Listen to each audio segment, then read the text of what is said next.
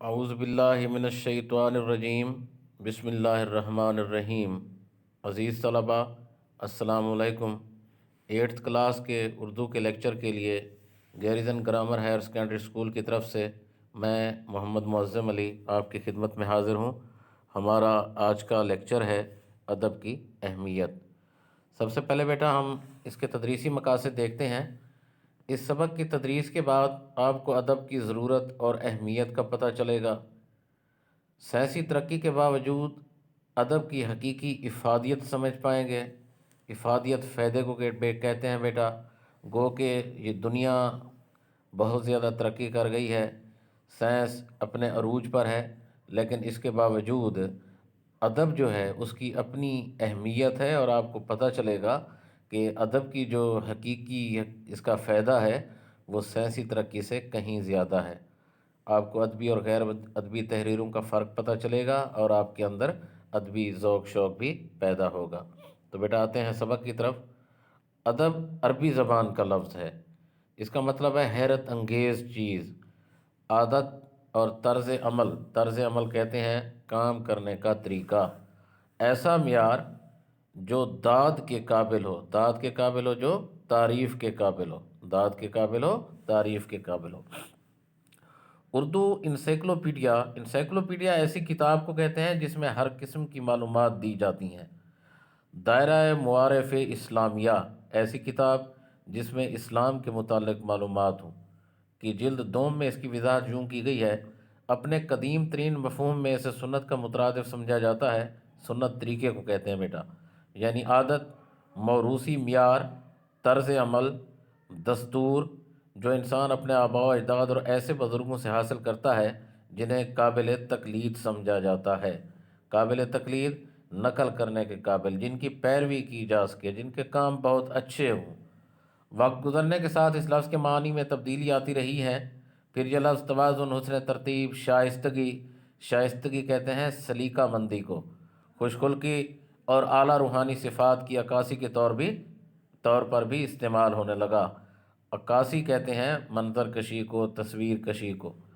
بنو امیہ کے دور میں یہ لفظ شعری اور علمی و ادبی تحریروں کے لیے رائج ہو گیا، مقرر ہو گیا، جاری ہو گیا۔ عباسی دور میں ادب کو تہذیب اور شہری زندگی کی شائستگی کے لیے استعمال کیا جانے لگا۔ پہلی صدی ہجری میں ادب کو درج بالا معنی کے ساتھ علم کے لیے بھی برتا جانے لگا، استعمال کیا جانے لگا۔ کب؟ پہلی صدی ہجری میں۔ درج بالا لکھا ہوا ہے یہاں پر، جس طرح درج ذیل ہوتا ہے اس کا مطلب ہوتا ہے نیچے درج کیے ہوئے، درج بالا کا مطلب ہے اوپر درج کیا ہوا۔ آگے دیکھتے ہیں بیٹا۔ لفظ ادب دو معنوں میں استعمال ہوتا ہے۔ ایک معنی میں یہ دوسروں کی عزت، تکریم، احترام کے لیے استعمال ہوتا ہے، جسے ہم رسپیکٹ کہتے ہیں، یعنی با ادب با نصیب۔ دوسرے معنی میں ادب وہ ہے جس میں انسانی زندگی کا اور اس سے وابستہ ہر شے کا مطالعہ کیا جاتا ہے۔ یہ تحریر ایسی ہوتی ہے جسے پڑھ کر نہ تو اکتاہٹ ہوتی ہے اور نہ ہی پڑھنے والے پر کوئی ذہنی دباؤ پڑتا ہے۔ اکتاہٹ کہتے ہیں بیٹا بوریت کو، بلکہ ایسی تحریر پڑھ کر انسان اپنے آپ کو ہلکا پھلکا محسوس کرتا ہے۔ ادب تخلیقی زبان سے وجود میں آتا ہے، اور اس کے لیے زبان پر عبور ہونا لازم ہے۔ عبور کہتے ہیں مہارت کو۔ یہ بات بھی یاد رکھی جائے کہ ادب دنیا کی ہر زبان میں تخلیق ہوتا ہے۔ عربی، فارسی، چینی، جرمن، انگریزی، پنجابی، سندھی، بلوچی، پشتو، براہوی، غرض دنیا کی ہر زبان میں ادب موجود ہے۔ ہر لکھی ہوئی چیز کو متن کہا جاتا ہے، یعنی ٹیکسٹ کہا جاتا ہے، تاہم پھر بھی ہر لکھی ہوئی تحریر ادب نہیں کہلاتی۔ کچھ تحریریں ادبی ہوتی ہیں اور کچھ غیر ادبی۔ سیاسی، جغرافیائی، نفسیاتی، معاشی تحریریں، اخباری خبریں اور صحافتی کالم غیر ادبی تحریروں میں شمار ہوتے ہیں، جبکہ ادبی تحریر وہ ہوتی ہے جس میں حقائق کے ساتھ ساتھ جذبات و احساسات کا باہمی ملاپ ہو۔ انگریزی میں ادب کو لٹریچر کہا جاتا ہے۔ ادب کی دو اقسام بنیادی حیثیت کی حامل ہیں، یعنی بنیادی حیثیت رکھتی ہیں: شعری اور نثر۔ شعری کی ضمنی اقسام نظم، غزل، قصیدہ، مرثیہ اور رباعی وغیرہ ہیں، جبکہ نثر میں افسانہ، کہانی، ناول، ڈرامہ، مضمون، آپ بیتی اور سفر نامے وغیرہ شامل ہوتے ہیں۔ ادب کا بنیادی مقصد انسانوں کو ذہنی طور پر آسودگی اور خوشی فراہم کرنا ہوتا ہے۔ آسودگی خوشحالی کو کہتے ہیں، اور فراہم کرنا، مہیا کرنا۔ ایک ادیب یا شاعر کا کام یہ ہوتا ہے کہ روزمرہ زندگی میں پیش آنے والے واقعات کو اپنی تحریروں کے ذریعے محفوظ کرے اور معاشرے کی صورتحال کو اپنے انداز میں بیان کرے۔ ادب دراصل معاشرے کا آئینہ ہوتا ہے۔ معاشرے میں جو کچھ ہو رہا ہوتا ہے، ادب اسے مختلف اصناف کے ذریعے ہمارے سامنے لاتا ہے۔ اصناف صنف کی جمع ہے، صنف قسم، اصناف اقسام، جس سے معاشرے کا اصل چہرہ اور حقائق ہمارے سامنے منکشف ہوتے ہیں۔ منکشف ہونا، ظاہر ہونا۔ ادب کا مطالعہ انسانوں کو جہاں دنیا کے حالات و واقعات سے آگاہ کرتا ہے، وہیں ان حالات سے سبق دے کر اصلاح اور بہتری کی صورت پیدا کرتا ہے۔ ادب کا مطالعہ اچھے اور برے میں تمیز کرنا سکھاتا ہے، نیک و بد کے فرق کو واضح کرتا ہے، معاشرے کی اچھی بری اقدار کو پرکھنے میں مدد دیتا ہے۔ اقدار کہتے ہیں روایات کو، پرکھنا، جانچنا، اور یہ پرکھ جانچ انسان کو زندگی کے صحیح رخ کی طرف رہنمائی میں مدد دیتی ہے۔ آگے دیکھتے ہیں بیٹا، سائنسی علوم میں نمایاں بنیادی مقصد نئی نئی ایجادات اور دریافتیں، جن کے ذریعے دنیا کو ترقی کی راہ پر گامزن کرنے اور زندگی گزارنے کے نت نئے وسائل مہیا کیے جاتے ہیں۔ گامزن، رواں دواں، نت نئے، ہر روز نئے۔ سائنسی علوم انسان کو روزمرہ زندگی کے گزارنے کے آداب اور طریقوں سے آگاہ نہیں کرتے، کیونکہ یہ ان کے دائرہ کار سے باہر ہے۔ دائرہ کار، کام کرنے کا حلقہ، کام کرنے کا عمل کا دائرہ۔ یہ کام ادب کرتا ہے اور انسانوں کو روزمرہ زندگی گزارنے کے آداب سے آشنا کرتا ہے۔ ادب کی افادیت و اہمیت اس سے بھی ظاہر ہے کہ تھکے ماندے ذہنوں کو اس کے مطالعے سے فرحت و شادمانی میسر آتی ہے۔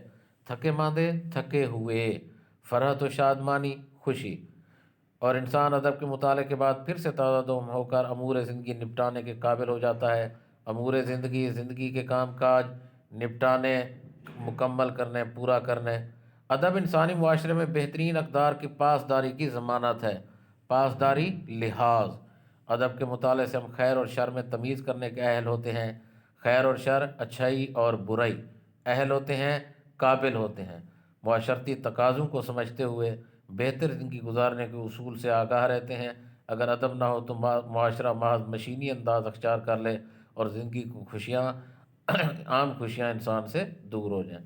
علامہ اقبال نے اسی حوالے سے کہا ہے دل کے لیے موت، مشینوں کی حکومت، احساس مروت کو کچل دیتے ہیں آلات۔ یہ ادب ہی ہے جس کی وجہ سے ہمارے اندر ایک دوسرے کے لیے جذبات موجود ہیں، خوشی کے جذبات ہیں، کسی کے لیے دکھ کے جذبات ہیں، محبت کے، نفرت کے جذبات ہمارے اندر موجود ہیں۔ اگر یہ ادب نہ ہو تو پھر ہماری زندگی بھی مشینوں کی طرح ہو جائیں گی۔ جس طرح اگر 3 مشینیں اکٹھے رکھی ہوئی ہیں، ان میں سے اگر ایک خراب بھی ہو جائے یا بیچ دی جائے تو دوسری مشینوں پر اس کا کوئی فرق نہیں پڑتا۔ اسی طرح اگر ادب نہ ہو تو پھر ہم 3 لوگوں میں سے اگر ایک مر جائے تو ہمیں بھی کوئی احساس نہیں ہوگا۔ یہ ادب ہی ہے جس کی وجہ سے ہمیں ایک دوسرے کے ساتھ محبت، پیار، نفرت، ہمدردی کے جذبات ہمارے اندر موجود ہیں۔ ادب انسانی معاشرے کو انسانیت سے نزدیک تر رکھتا ہے، معاشرے اور انسانی زندگی کے باقی اور سلامت رہنے کا ضامن ہے۔ اگر انسانی معاشرہ ادب سے روگردانی اختیار کرے گا تو انسان کے لیے اس دنیا میں سکون سے زندگی بسر کرنا دشوار ہو جائے گا۔ روگردانی اختیار کرنا، منہ پھیر لینا، دشوار ہو جائے گا، مشکل ہو جائے گا۔ سبق ختم ہوتا ہے، ایکسرسائز کی طرف آتے ہیں۔ سوالات ہیں یہ بیٹا، اس کے جوابات نوٹس میں موجود ہیں، آگے شامل کر دیے گئے ہیں۔ آبجیکٹیو کی طرف آ جائیں۔ ادب لفظ ہے عربی زبان کا، دائرہ معارف اسلامیہ کتاب ہے، انسائکلوپیڈیا۔ ہر لکھی ہوئی چیز کو کہتے ہیں متن۔